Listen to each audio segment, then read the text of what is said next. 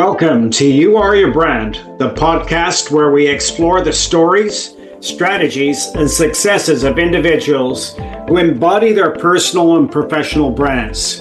Today, we're thrilled to have Dan Bennett, founder of Video for Entrepreneurs, joining us. Dan's journey is nothing short of inspiring.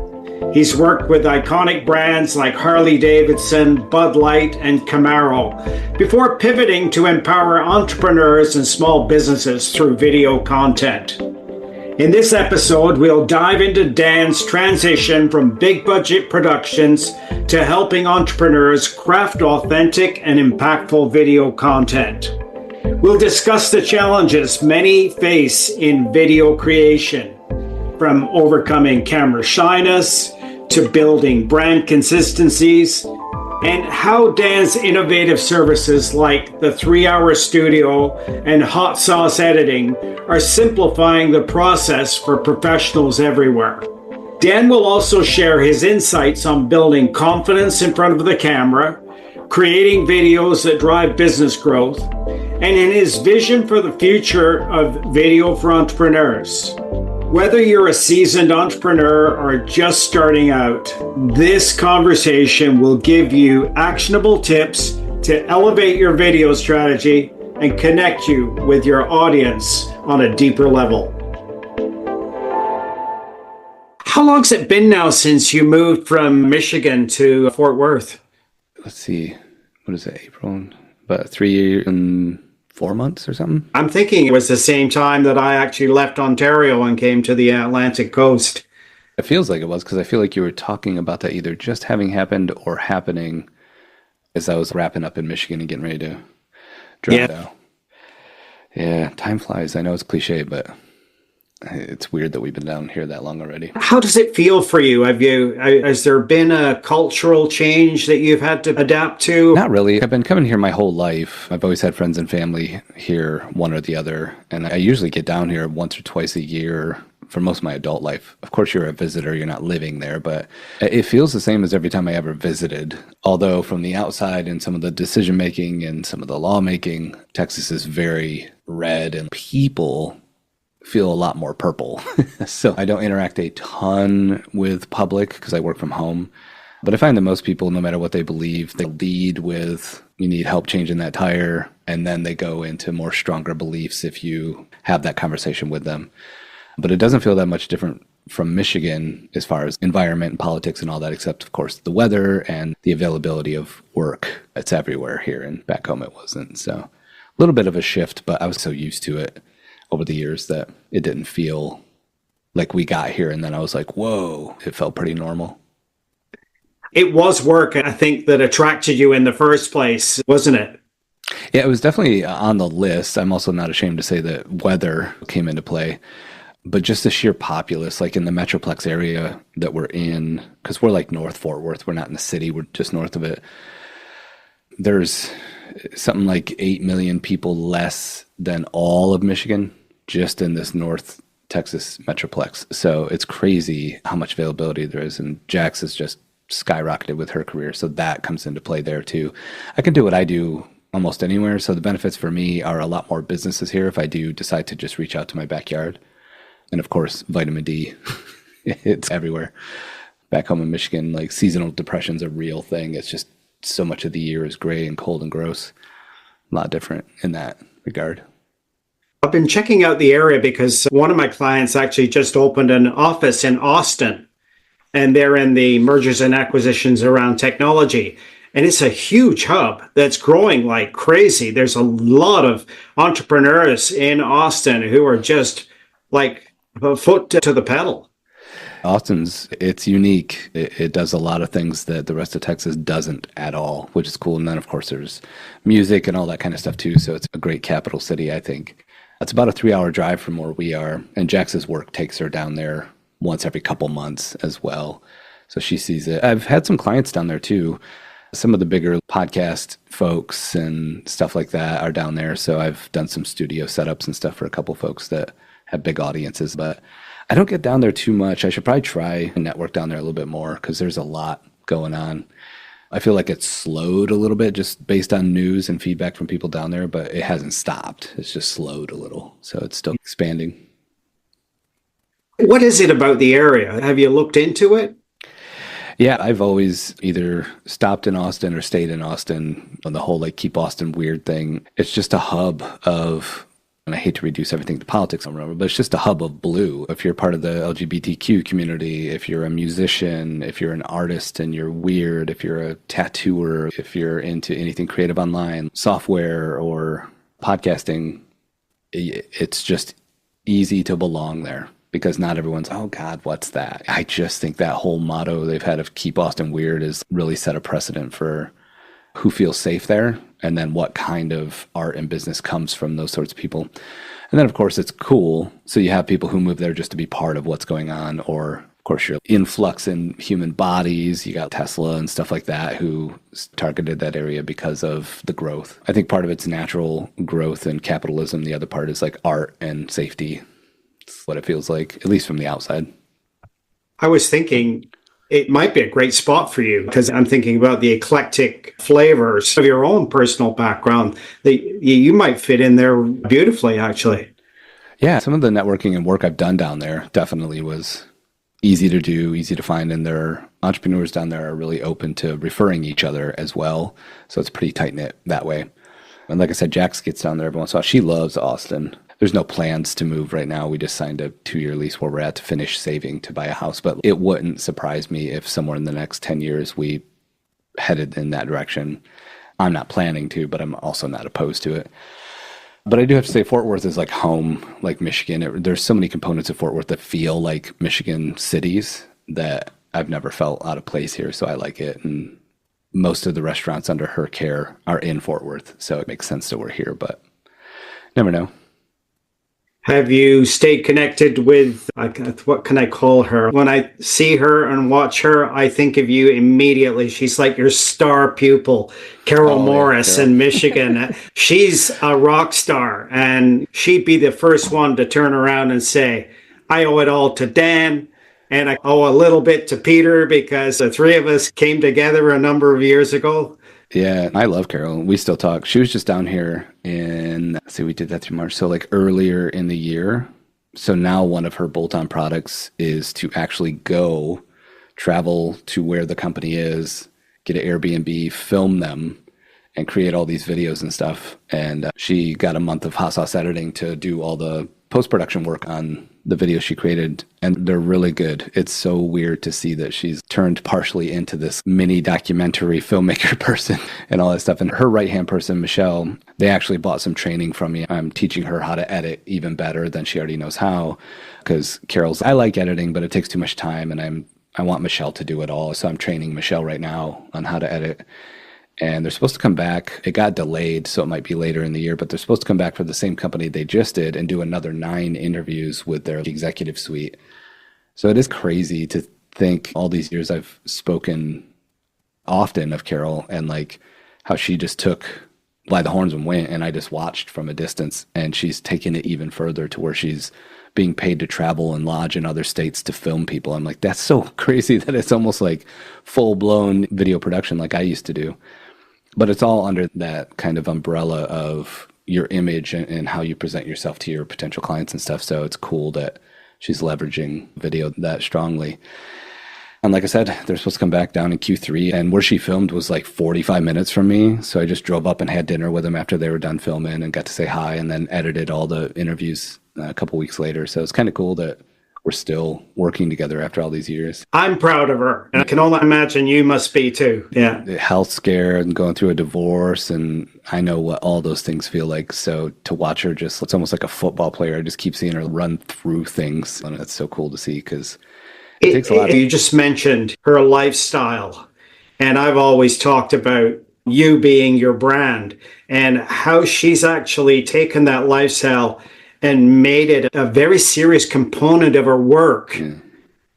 And I think you're a believer in that too, aren't you? Yeah, 100%. That's what first attracted me to you in the beginning, was that thought of, someone who understands it's not just your logo and a website. It's like how you live this thing out.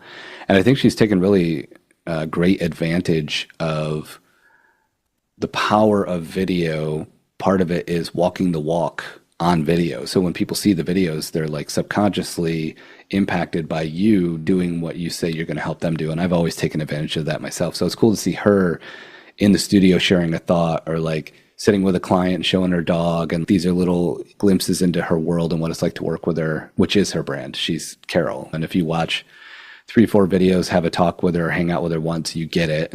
And then everything she creates digitally supports what you just got. And then when she says, hey, other person, I can help you do this too, it's all right there for you to look at. Like, she is her own portfolio, which is a really powerful thing. So it's and cool. She's a great case study for both of us. Right. She's a powerhouse. It's so fun to watch. I obviously would never say any names, but like, I've worked with a lot of people who are in better positions, have more at their disposal, have advantages of all kinds, who just don't put in the work, put in the effort, and push that far. They coast. And it's just cool to see her like dig. And every time I talk to her, she's talking about the next thing they're doing as well. So it's not like she's taking her foot off the pedal yet. I think she's on her second office too. I think she's refurbished a couple of places.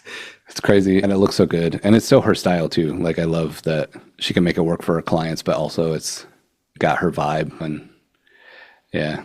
And now she's in that have brand will travel. Which is cool because she's got full-time people on her team and they've adopted what she puts out there. And now they show up a couple people deep and get all the stuff done. And corporations are enjoying what they're doing and wanting more. You can't really do much better than that. And the videos are good. I'm not just saying it. Like, we got the raw videos in to edit, and I was like, oh, like the sound's good, the color's good. I'm like, okay, yeah.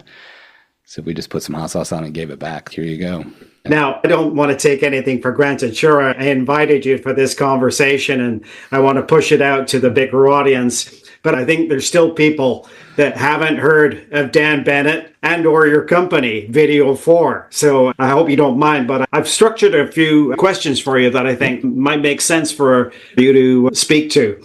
My first one, Dan, I know it, but the audience doesn't. Your background and journey. You've worked with some of the most recognized brands like Harley-Davidson, Bud Light, Camaro before founding Video for Entrepreneurs. What inspired you to shift your focus from big budget productions to helping smaller business and entrepreneurs? It's a layered answer, but I love that you use the word inspiration, because I think back, and I talk about this time in my life often because it's really where I got my start. People might look at film and television, large corporate and government contracting and be like, oh, wasn't your start the beginning of that? And it really wasn't. My start was the end of that era in my career. So it really wasn't inspiration, it was desperation. And it was just a series of days and weeks where I would travel all over the country, and then I would go back to Flint, Michigan, where I was born and raised, and I would look around me in my dedicated office building, and no one there could afford me. And I'd get asked a lot, like, how do you have any success? This is a very poor town and there's not a lot of opportunity. And I've always been open and honest. And I tell people, all my clients are in other states. I have to travel elsewhere to get work. And it just made it hard to sleep. It wasn't very fulfilling. I still use the logos. They look great on the website. They show credibility.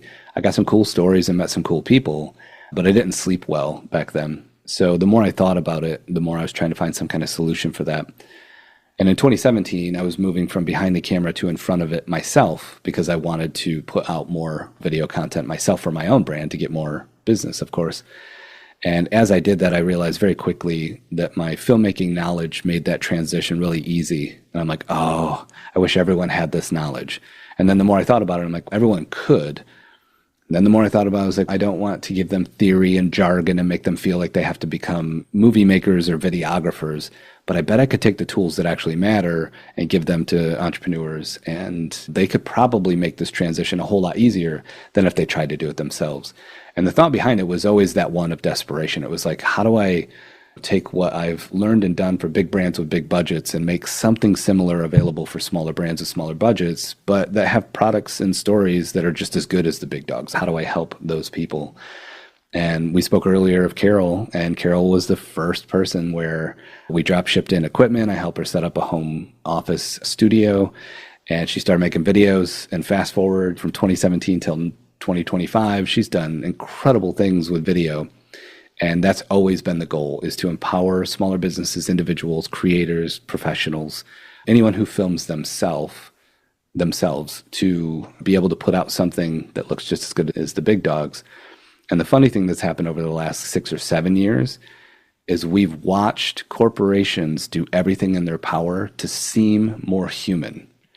They're putting out user-generated content. They're hiring influencers. They're doing all this stuff to try and seem less like an entity and more like a human. And then I'm working with people who are already human. I'm like, dude, we got them beat. They're trying to seem human, and we actually just have to show up and be ourselves, and we're already there. So I love seeing that corporate is now using TikTok, influence, dancer people to sell their potato chips, and we're already human, so all we got to do is show up and tell the story. So in a nutshell, that's how that journey began and how we got here. That's amazing. Now, you've identified that many talented entrepreneurs struggle with creating video content. That truly represents their brand. What are the most common obstacles you think that people face, and how does your approach help them overcome these hurdles? I'm kind of old school. I feel showing weakness, especially strategically, is a strength. Being the quiet one in the room, that sort of vibe. It's not for everyone, but I think it's for a lot more people than let that in. And vulnerability isn't always just about bearing your soul. Vulnerability is the ability to tell someone like me, if you're working with me, hey, I hate my voice, so this is going to be an obstacle. But as we go through this, I just want you to know. Vulnerability could be, I'm a bit of a perfectionist. And there might be times where we put out a video and I hate it. And then after it does okay, I'll be like, I guess it's not that bad.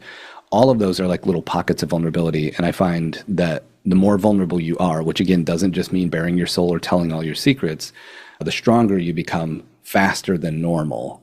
And really that's what we focus on. So even though we help people with studio builds and strategy and editing and all the technical components of video, I find that if I get to a weekend and I'm really tired and worn out, it's because I was an armchair therapist all week. I just helped humans human their way through making video. That's it. Of course, that doesn't mean we abandon the technical or anything like that. But the biggest hurdle is generally themselves. And I have a pie chart at the end of my workshops when I do a workshop. And I always joke that it's like the last remnant of my engineering career from 100 years ago, one single pie chart. And it literally breaks down what I do, how I help people. It's in 4 pieces. 3 of them are 5%. One's a big 85%. And 5% is technical. That's the equipment and the software to edit. 5% is strategy. 5% is distribution. Where's this video going to go? What's it going to do for us? And then 85%, and I make it as big as I can on the last slide, 85% of the work that I do is to get entrepreneurs and professionals to give themselves permission to be great on camera, because they're already great in real life. We just need to capture what that looks like on a 2D screen. I love talking about that part because the human potential in the work I do is incredible.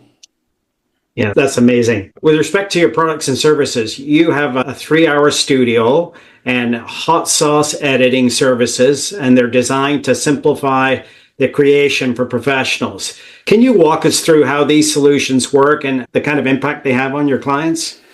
Those are 2 out of our 3 products, and those 2 products out of the 3 are the ones that have a before and after, a visual before and after, right? If you're looking and sounding terrible because you're on a built-in laptop webcam and no microphone, and then we put some equipment in your hands and help you walk through the whole process of getting it set up and dialed in and all that, and then you see your own before and after, I've seen so many people just light up. And it's like, oh my gosh, I've never looked and sounded that good. Maybe this is doable. Maybe I can make some great videos. Maybe I could record that course I've been thinking about for the last 3 years, and I just never thought the quality was good enough. All of those technical components that come after the equal sign, it's really not the result. It is, but it's not. The result is I now see myself in the light that Dan saw me in when I was on a crappy camera. So that's the beginning of that, giving myself permission to be great on cameras. A lot of times people go through 3-hour studio and they see the before and after and they're like, oh, I went to the gym for 3 months. I lost 18 pounds. I lifted some weights and toned a little. Now I see the before and after. And I'm like, maybe it was worth all that hard work. So on the studio side, there's that. And then what we've found on the editing, the post-production side, there's still a before and after. There's the video before we touch it and then what we do to it to make it as good as we can after the edit. But there's also this component that we're finding a lot where people have been told by social media and people like Gary Vaynerchuk and stuff like that, you have to be your own media company. You have to put out a lot of stuff. You have to get on people's radars. I agree with all that, by the way. But what happens a lot of times is people start getting a return on investment for all that effort for video. And then they wake up one day as a financial advisor and half their day is spent managing a small media team. And they're like, wait, hold on. I'm not a producer. I'm not a creative director. Why am I doing this work? I'm supposed to be helping people make money and invest properly. And a lot of the clients we have wake up and they feel that and they're like, can you just handle all the post-production? Because that's taking up too much of my brain and my time. So I like both of those versions of the before and after and what people are actually looking for. And at the end of the day, it's all built around self-awareness. If you understand you look and sound a little better, if you understand the psychological impact you're having on people by showing up to a call, or like me right now being a guest on a podcast, I know if someone watches a video version of this, they're going to see me and be, oh man, he looks and sounds good on camera. He must know what he's talking about. Those sorts of things come into play as well. But I think that before and after, I never lose sight of that because it's so powerful for humans to be like, this is future me, potentially. Maybe I should do this work. I agree with you. It puts a spotlight on the right part of them and they see themselves. I think a lot of people often struggle with the idea that they call imposter syndrome, where they don't think they're good enough. They don't think they're bright enough. They don't think they're smart enough. And yet somebody else looking at them is saying, are you kidding? You're amazing compared to me, compared to a bunch of other people I know, right? Yeah, I tend to be contrarian sometimes. I try not to be contrarian for the sake of being contrarian, but I do look at things and flip them on their head almost every time I look at them just to see what shakes out. And imposter syndrome is one of those things where it's like, yeah, you are an imposter. You're doing a thing that you haven't mastered yet on your way to mastery. So you're behaving like you are actually further along than you are, and there's nothing wrong with that. So if you feel like an imposter, maybe you are, but then ... That's okay, because we're learning, we're developing, we're honing our crafts. I've been doing this 16 years. I got every piece of equipment you could ever want to do things professionally. I read from a teleprompter. I can create a video from start to finish with editing and everything in about 3 hours if I wanted to. There's nothing in between me and putting out a great video, and I still have no idea what I'm doing. I have no idea what I'm doing. I learn every day. I speak to people like you who have done many things in their life and learned stuff where I'm like, oh my gosh, how did I never know that? So I'm an imposter. And I think if we can come to terms with being imposters and the kind of feeling that you never really arrive as a professional or an entrepreneur, we can get more towards that cliche of enjoying the journey. Beauty is always in the eye of the beholder, Yeah. and we don't often see ourselves. We look in the mirror and we see, oh, that's an old person, or that's a balding person, and where somebody else has got a totally inspirational vision of you. Yeah, and you never know what's going to come through. Like a lot of times, people that I educate on any level, I tell them as quickly as I can up front, just so you know, the things that you dislike about yourself often are the things people love about you that they see as endearing, and they can see themselves in you somehow, and that's what causes that relatability. And then sometimes you're just unaware altogether. So there's a big, long version of this story, and I'll tell a micro version, where 2020 lost everything, went out into the woods, learned a lot about myself while I was spending some time out there, and came back and did some interaction with some folks through my small email list. And through a series of questions, I got some feedback from quite a few people that my voice had some impact on them throughout our time together, whether it was soothing or made them feel safe when they were doing this really scary video thing, or they watched a tutorial, and because I'm cool, calm, and collected, the technology didn't overwhelm them as much as it normally would because I took them step by step. And I never disliked my voice, but I never thought of it as a tool. And then all of a sudden I had this new data, new information from an outside perspective, and I'm like, wow. And for the last 6 years straight, I think about my voice every day. Am I using it to the best of my ability? Am I leveraging it? Am I creating that safe space for people in this scary thing where you're putting yourself out to the world on video? And so sometimes just through doing it, you'll discover things about yourself you didn't know, even if you didn't dislike them previously. And then sometimes you'll find out that things you don't like about yourself, people love. So again, the whole thing's, none of us know what we're doing. And at some point we'll die, and that's okay. Move over, Morgan Freeman. I know, right? Welcome to Dan Bennett. Interesting segue. You emphasize that video should feel easy, natural, powerful, and even fun. How do you help your clients overcome the fear of being on camera and build confidence in their own presentation skills? So there's something I publicly push back against quite a bit. It's gotten me in a little hot water, nothing major, but like where people are like, really? You think that way? And that's this kind of general consensus of just make 100 bad videos. You'll eventually get better and that's okay. And I don't think there's anything wrong with that. I'm never pushing against that as a way to do video. I push back against it as the way to do video. Because I work with people all the time who have never made a video in their life. And 2 months later, we're putting out very high quality, good camera presence, great strategy, getting ROI and getting leads. And people are like, where did this come from? And what they didn't see was the 30 to 60 days of work we did internally where we never shared anything with anyone. So think about that a lot and what's possible, especially for business and brands. You want to put your best foot forward. And no matter what we do together, 6 months from now, you're going to look back at that stuff and be like, oh man, that sucked. I'm way better now. Of course. But I don't think you have to come out of the gate with terrible video just to get better at it. And that kind of goes back to that like before and after thing. What I see a lot with people leaning into it and becoming more natural and hopefully not every day, but most days, fun. I had this great idea. All I got to do is hit record, put out a video. It makes an impact. I can do all that in a day. That's crazy, right? I think that's what helps people get over that fear is that it's possible. And there's a different moment on everyone's timeline, but almost everyone I work with, there's somewhere on the timeline where things click and they're like, oh, this is possible. And that's most of the time, especially if you're an entrepreneur, you're used to hard things and solving problems. Most of the time, all you need is that little click of like, oh, I'm in good hands. This looks and sounds good. I think if I do 5 or 10 more of these practice videos, I can put one out I feel pretty good about. This is possible. So I think that's a big part of that. And then the second part is with a lot of businesses, I try to, and I don't want to sterilize video because it is this really rich, colorful, vibrant kind of medium. But a lot of times I'm working with people and I'm like, listen, this is just another vertical in your business. You got bookkeeping, you got taxes, you got sales, you got marketing, you got video. It's just a series of systems stacked neatly in a vertical in your business. And if it's ran that way, you can take some of your mental load away from, I have to be creative, I have to be great on camera, I have to be vibrant and energetic, and I got to do all these things to make a great video.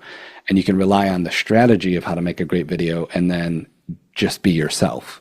And it's easier said than done. It's hard to hit record and just be yourself. It's way easier in this context where we're just having a conversation with a friend and it's, oh, I can say whatever I want. This is great. But the more that you systematize the production process, the more space that leaves to lean in and be yourself. And like I said, then have a little bit of fun. And a great example is there's a video company called Wistia, and they put out a state of video report every year with all kinds of great data for video makers in it. And every time it comes out, I grab it, I pull my 20 favorite pieces, I make a video about each thing and how it supports what we say internally as well. And I had so much fun making those videos. They just started rolling out yesterday. So for the next 3 weeks, you'll see Wistia videos on my LinkedIn. And it's because I have fun with that. I'm sharing information. It's backed by large companies that can afford to find that and mine that data. And nowadays, hitting record or being on camera with you right now is like, it's like recess. It's fun. The hard stuff is like building systems and maintaining your employees and all that kind of stuff. Hopefully people just somewhere along the line, it clicks and they think I can do this. And then the fun will come after that. I find you pretty intuitive with others too. And I recall times that you've actually said, look at the person and what they do and try to recognize a sweet spot or maybe a very unique value that's in that individual. And you let them know about it. Say, hey, you're a darn good speaker, or you're so smart in this area of work. Why don't you just talk about that?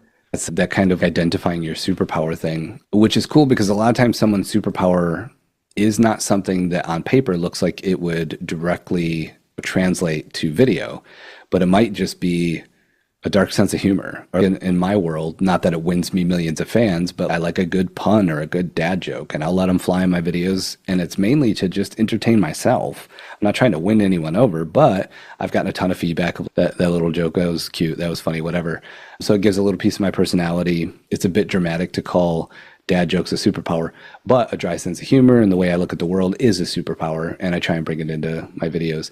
So oftentimes what someone's really good at or what they're passionate about or what naturally comes from them, they might look at video and be like, that doesn't matter. How does it translate there? And then as we kind of work through it, they find out, wow, it does.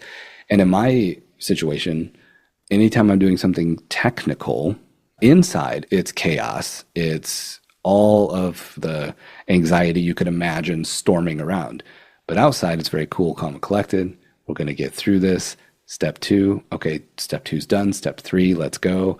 And people find a ton of value in that. And a lot of times people ask me, especially after we're done working together, like, how are you so like chill when it comes to camera batteries not working and you got to change a setting and diagnose and troubleshoot all this stuff? I'm like, oh no, if you could see inside, I'm falling apart. But outside, I've done this so long that I know that the quickest way to get there is smooth is fast and slow is smooth. So let's go slow and get this thing done. But yeah, I think that all kind of translates in one way or another of identifying those superpowers and then leverage the heck out of them, because that's all we got, right? I tell people a lot that really, for the most part, the only way I know how to learn or teach is metaphor and analogy. And I used to think that was a deficit. And for the last 8 years, I'm like, oh, no, that's another superpower. So if I don't know how to explain something complex, I'm just going to tell a quick story, because that's my out. That's my easy way out. And luckily for me, it works well. So I stick with it. But yeah, if you got a superpower you don't think would make you good on video, you might want to explore it again. My personal analogy on you is you're that duck on the water that looks like it's just so easy, and underneath those legs are just going like crazy. Again, it's another psychological impact on an audience, but I get often on LinkedIn and stuff, you're so prolific, you make so much stuff, I see you everywhere. And it does look effortless. And we have systems in place that make it easier than average. But yeah, the legs under the water are going crazy week in and week out. So I relate to that for sure. Now, you've mentioned that high quality video is essential for business growth.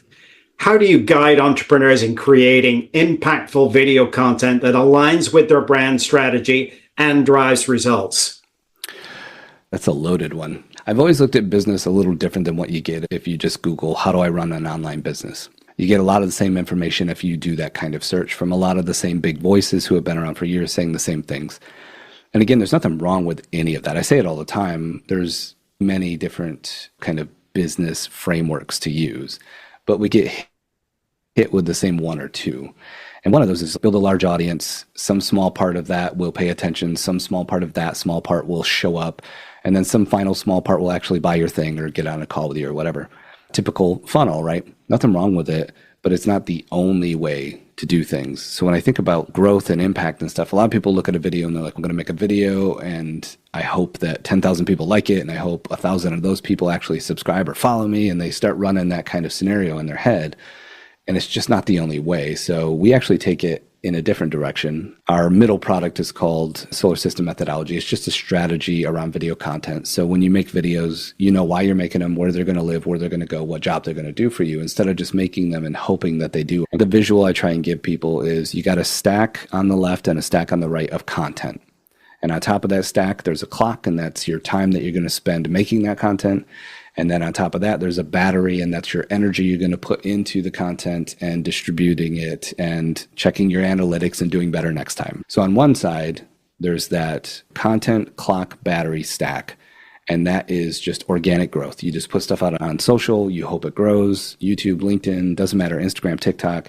And then you hope that funnel over time, people like, people follow, people engage with you. And somewhere in there, some people buy some stuff from your business. We go in a different direction where it's, okay, we got that stack of content. We got to do that either way. So we're going to take that stack of content, and then the battery and the clock on top, we're going to use that time and energy, and we're going to spend it on taking that content and putting it in front of people who already care about what it is that you're teaching or talking about. And what we found over the last 5 years is that time and energy is about equal to try to build a random organic audience on social, or like figure out where your people are, where they hang, what they're searching for, what they're doing, and spend that time and energy getting it in front of people who already care. They're about equal. But in business, the ROI is better on what we call that body of work, the things you already know, your expertise, your past, your products you've done 1,000 times over. We find that the ROI is just better when you take that time and energy and spend it really trying to strategically put those videos in front of people who already care instead of a general audience. And that's where we see business actually change. So it's one method amongst many, but that's how we approach it. And I don't have to deep dive into YouTube, but YouTube is the platform that best represents the power of that body of work type approach, because I get comments every week where it's something in the nature of, oh man, I'm so glad I found this video. Perfect timing. I had this problem. You helped me solve it. Thank you. And that video is 2 years old. And there's just no other platform on the planet where you can put something and 24 months later, someone is discovering it as brand new to them. Because everything else we post goes down a timeline. No one's going back 2 years on your LinkedIn timeline to see what you were putting out. They're looking at their current feed and then moving on. So that body of work approach, I think, is what we're really thinking about most of the time when it comes to driving actual results, like doing video with a purpose and then measuring it and then getting every lead and every call you can from that effort. You just brought up a really good point there about the value in repurposing your content too, because clients that I've worked with previously have said, oh no, I don't want to see that again. Maybe you don't want to see that again, but I guarantee you there's 100 people who haven't seen that yet, or 1,000 people. I have so much proof. About a year and a half ago, I really wanted to focus my newsletter, shorten it up, make it tighter. A lot of people loved it, but they were saying it's like really dense. And what I found out is I was taking one newsletter and trying to teach an entire topic, when I could just highlight that topic and link to tools, or spread that newsletter out over 3 or 4 weeks and teach the topic with less density. And it was starting to work. We're getting more subscribers, more clicks, more meetings. I'm like, all right, cool. This is the way to do it. Just keep it light, keep it quick to read, still make an impact, move on. Cool. So then someone was like, hey, do you use the LinkedIn newsletter feature? I'm like, oh God, the last thing I need is another platform to put, we're busy enough. And he was like, no, just copy your newsletter and put it there too. It's a different audience. I'm like, oh shoot, I never thought of that. I could do that. So when I did that, I was 12 weeks into the new newsletter, the new revamped newsletter. And I had 12 newsletters of really good stuff. And I'm like, I don't want to waste all that. So I went back to the first one and I released it at the same time as episode 13 of my newsletter. So I was like 3 months behind and just copy and pasting stuff over into LinkedIn. First thing that happened is I surpassed my subscribership of my newsletter on LinkedIn's version of a newsletter in the first month. And I was like, whoa, this is a different audience. They're over here and they're not necessarily on my newsletter. The next thing I noticed is that some people were on both on purpose. And then after that, we started paying even closer attention. And I identified someone I know personally who's on my newsletter and is signed up for the LinkedIn newsletter, who left some feedback on the LinkedIn newsletter saying, oh man, this one point about this was so great. I never thought about it that way. Great newsletter. Cool. And I went back to an email they had sent me in reply to my regular newsletter 3 months prior. And they had picked a different part of that same exact newsletter and said, oh, I never thought of this. This is a great newsletter. And so they had seen the exact same newsletter 90 days later, got something brand new out of it, and they had no idea that they were looking at something they already commented on.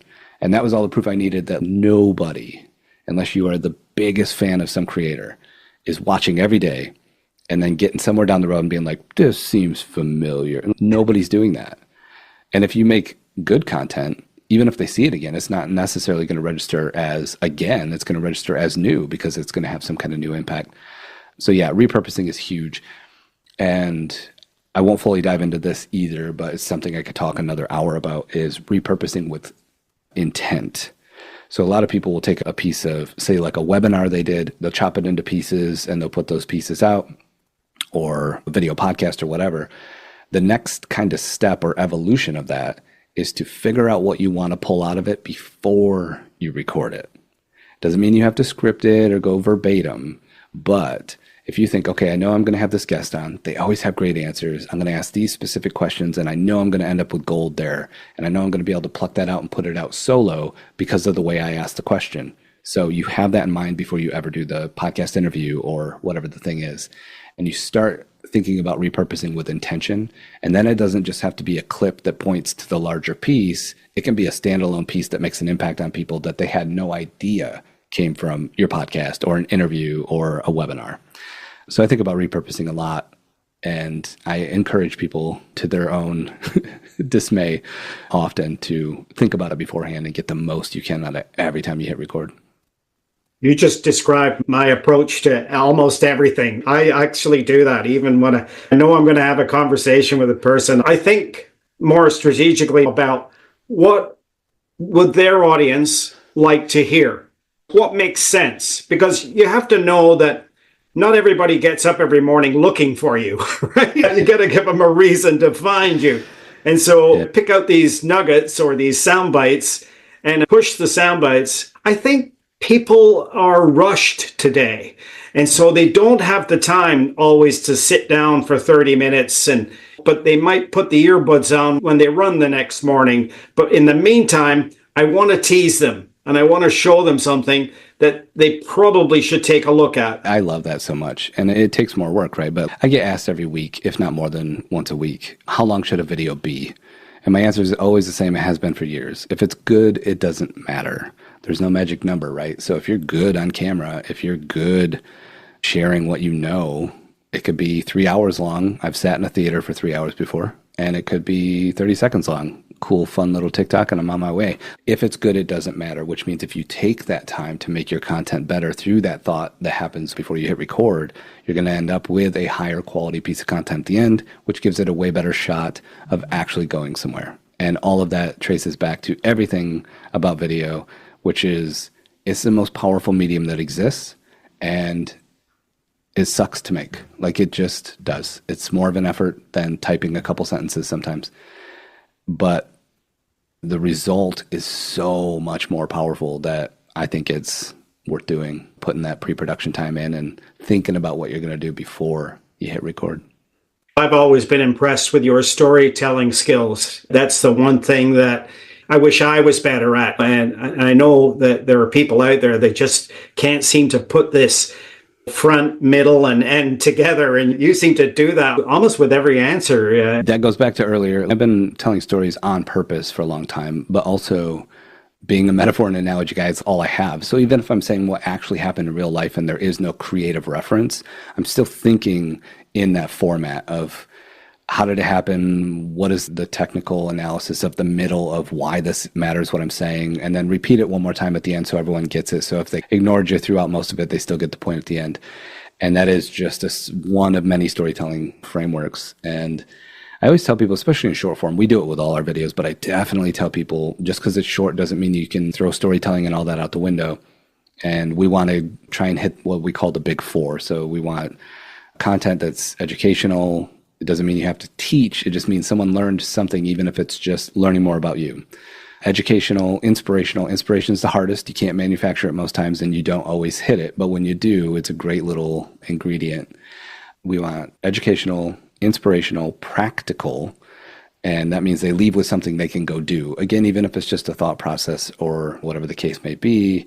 And then entertaining. And a lot of people look at entertainment and they think you got to sing or dance or be vibrant or whatever. No, it just means if you take the time to craft a story and do it well, even if it's a 45-second video, you have entertained someone. Entertainment doesn't, hello, my darling. No, like you can just talk well and entertain someone. Again, Let's go to any Christopher Nolan movie for 3 hours. Some of them are just dialogue based, and that's still entertainment. I think about those things a lot and just trying to hit record with a purpose instead of just recording and hoping things go well. That's fantastic. Now, I know your time's limited and we are just about to wrap up, but I got one last question. Looking ahead for you, what's next for Video for Entrepreneurs? Are there any new tools, methodologies, or projects that you're particularly excited about and that you'll continue to empower small businesses through video?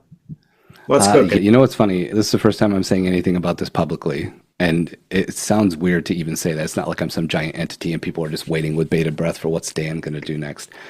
But 2 years ago, we launched Hot Sauce Editing. We did it friends and family only at a discounted rate where my editors made money and I made none. And I wanted to do a real, true, minimum viable product, like really see if this thing had legs. And so I did a lot of editing and a lot of business for free over a year to prove that it did. And then we went public, and I don't mean IPO. I mean, we started telling people that this product existed outside of our network. And it started to work and get traction. And now it's the backbone of our business, and we're making more over last year and this year, first quarter, than we ever have. And it's a big part of that. And I was looking at how it's so funny. I've told many people over the years, I hate editing. I'm good at it. It's been a bread and butter thing, but I hate it. And then to build a subscription agency model around the thing I hate is interesting because it forced me to do it as fast as possible so other people could edit and I could get back out of it. So I had to be in it up to my neck for a year and some months before I could pull back out, and my team was handling everything and I was just communicating with clients, potential clients. Then, because I wasn't fully in it, I was more on the side of communication and sales and telling people and promoting it and marketing it. I started realizing very quickly that people were resonating with the name Hot Sauce so much. Oh my God, I love that name. I'd be in a conversation with someone where it's not a sales call, and I just mention, oh, and we got this product, Hot Sauce Editing. We just take your assets and put a little hot sauce on it and give it back. And sometimes that's all people need. And people just, oh my God, I love that name, or that's so great, or whatever. So it took on a life of its own. And I called it Hot Sauce Editing because when we would do little edits for people after 3 hour studio, I would just say, oh, we'll throw a little hot sauce on and give it back to you so you can see what's possible now that you look and sound good on camera with your new home studio. Did the same thing with Carol way back in 2017. I said, yeah, we'll just throw a little hot sauce on it, whatever. So I ran with that name because I'm lazy and I didn't want to think of anything. I'm like, we've been saying hot sauce for years. We'll just say that. And it so resonated beyond even our core clientele, out beyond that, where someone would be referred to us and go, oh my God, this is amazing. How long have you guys been around? How have I not heard of you? It started to take on a brand persona of its own. And so over the last 2 years, behind the scenes, haven't told anyone, I've been working towards a rebrand that kind of takes advantage of what that feeling of is, just throw a little hot sauce on it. And there's no launch date. There's still a potential that it never happens because I'm a realist. But for the last 2 years, especially heavily over the last 3 months, I've been developing the brand Hot Sauce Video. So instead of video for entrepreneurs, it'll be Hot Sauce Video. And then everything underneath it, our 3 products will be Hot Sauce Studio, Hot Sauce Strategy, and Hot Sauce Editing. And that way, no matter what you're doing with us, you've got this kind of visual of, I need to do better video. Let's throw a little hot sauce on the video we're doing and see where we come out. So we've been doing the web development, the branding, all the stuff behind the scenes. And I'm getting to that stage of things are getting close to done, and I'm excited. So currently, it's been moved from the back burner to the front small burner. And we'll see where it goes over the next few months. But that's where a lot of my focus has been that no one knows about, is rebranding to a way that is more easily recognized and taps into that thing we were talking about earlier of fun. Our current working slogan, I don't know if it'll stay or not, but while we've been building all this stuff, is take your video content from bland to damn. And it's just, again, throw a little hot sauce on it, make it a little bit better than it is right now. That's what we're working on. You're the first to hear about it outside of our team. That's classic. And you're evolving, my friend. You're moving forward. We just talked about Carol and how she went from this to that. Not overnight. It does take time. I still am a believer in that it takes 10 years to become an overnight success. I'm 8. So yeah, 2 more years. And again, the growth we had last year and this year is incredible. So I think we could be a $500,000 to $1 million revenue type business by the end of that 10-year run. And then if this brand sticks, like I think it has a chance to, it will seem like these guys came out of nowhere when really it's a decade of work. Yeah. That's fantastic. Dan, I know you got to go, but really thank you for catching up with me and of course sharing some amazing insights on what you're up to and how people just need to be themselves. Hit record and be brave. I get asked often if I speak in front of a group of people, or sometimes when I'm a guest on a podcast or whatever, hey, if you had an audience of 1 million people listening right now and you had their full attention, what would you say? And I always say the same thing, which is give yourself grace. No matter what stage of this you're at, even if you're just recording something for yourself, to critique it yourself and then delete it, give yourself some grace. It's hard enough. Video is hard enough. Business is hard enough. Life is hard enough. Other people, I'm sure, will have some words for you, good and bad, throughout. So there's enough people out there to judge you. So give yourself grace and try and think of the impact that what you create might have. And I eat my own dog food every day. I do breathing exercises, I ground myself, I write scripts, I test things, I critique myself, and I give myself grace as much as possible every day. Awesome advice, that's for sure. I find that when I do something, I do it for myself. Yeah. Every morning I go for a sunrise walk. I get up and I walk 3 to 4 miles along the riverfront here where I live, and I document it in video, but I started off with an introduction to the day. And I put the camera on myself and I go for it. And I do it in one take because I don't care if I fumble or flub over the word, because it wasn't for anybody. It was for me. But then what I find is I put it on Instagram and I put it on Facebook, and I put it on TikTok, and all of a sudden people are going, oh man, thank you for sharing this. I'm never up at that hour of the day. I didn't know that the sun is that color. I didn't know the river looked that good. Like, people are going crazy over this stuff, and that isn't my intention.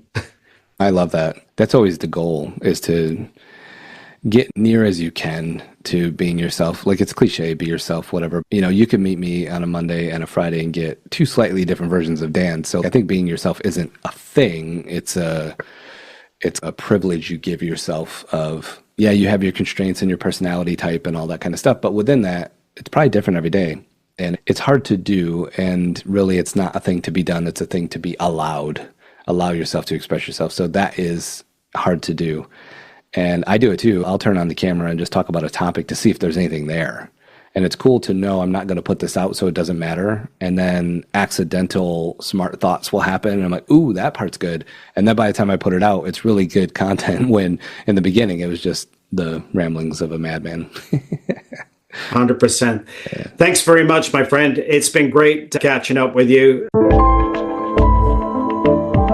Thank you, Dan, for sharing your incredible insights and practical tips on creating impactful video content.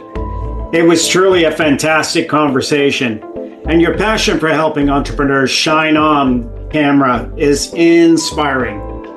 For those who want to learn more from Dan, be sure to follow him on social media or visit his website, videoforentrepreneurs.com. Don't miss out on his amazing YouTube channel, where he continues to empower professionals with actionable advice and creative strategies. Thanks again, Dan.